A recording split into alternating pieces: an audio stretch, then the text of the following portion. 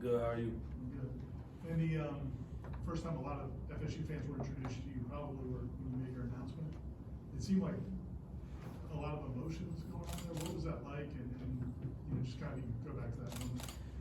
When I made the decision to flip from Penn State to Florida State, it was a very emotional decision, well thought through, long thinking, praying to God about it almost every day, making sure I was making the right decision.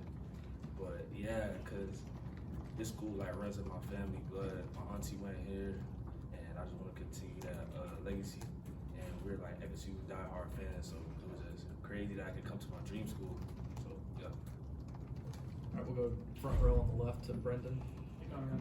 What's up? How you doing? Good, thanks. How are you? Good.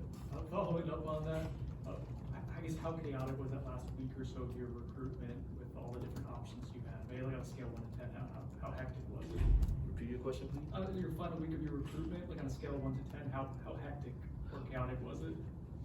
It was pretty chaotic because everybody just started coming at me. So I was like, dang, I don't know if I was making the wrong decision or making the right one. But in the end, God chose what was right for me. So I thank you for that. All right, next will be Essen on the second row to your left. Yeah, since you got on campus, what's it been like? You know, who have you been talking to, and what's the experience been like so far at Florida State? Like you mentioned, your dream school. Yes, sir. So I've been talking to majority of the team. Everybody get along with each other. It's all family. It's all real brotherhood over here. I just enjoy the genuine friendship and bonds that we create over here. Like Coach Noville like to focus on, not to just make us football players, man, good husbands, good friends, good brothers all around. So I enjoyed this whole process and everything going on since last week. All right, next will be Chris, front row to your left. How does a place like Aquinas prepare you guys for the college game? And do you feel like versus other high school kids you hang out with now entering college game that you're sort of ahead? One way St. Thomas prepares their high school is by having 6 a.m. workouts in the morning, having meetings before school start, after, just basically doing a schedule like a college football schedule, having certain 12, 15 periods throughout the football practice. So that's one way they prepare us for college.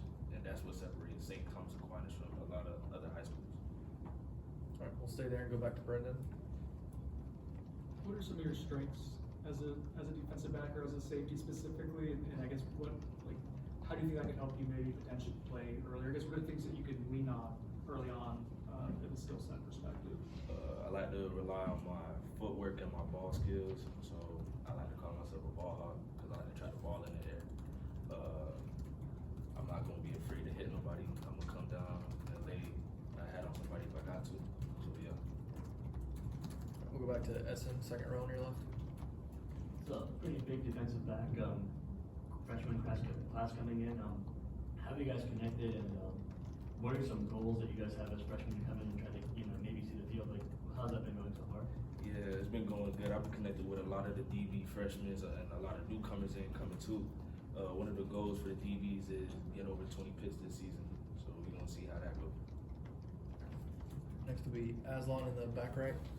Conrad, how is it when you're talking to the coaching staff? Like, do you have a feel that they have plans to use you sooner than later? I mean, everything has to be earned, obviously, but Yeah. do you feel there's kind of like a roadmap they've given you to where there's expectation that if you need them, you can help this team out sooner than later? I mean, to answer your question, I don't really know for sure. I'm just ready to play whatever they got to use me. I'm going to be there for the use. So it's whatever they want to use me at, and I'm going to just ball out wherever they put me at. All right, we'll come to the front row for Jerry. I want to take you back as far back as you can remember playing sports.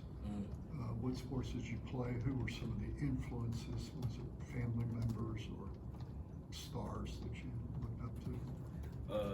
I looked up to my mom and my brother and my godfather. They had a big impact on my life. And going forth with that, my auntie and my sister, a whole lot of relatives in my family had an impact. Like they say, take a village to raise a kid.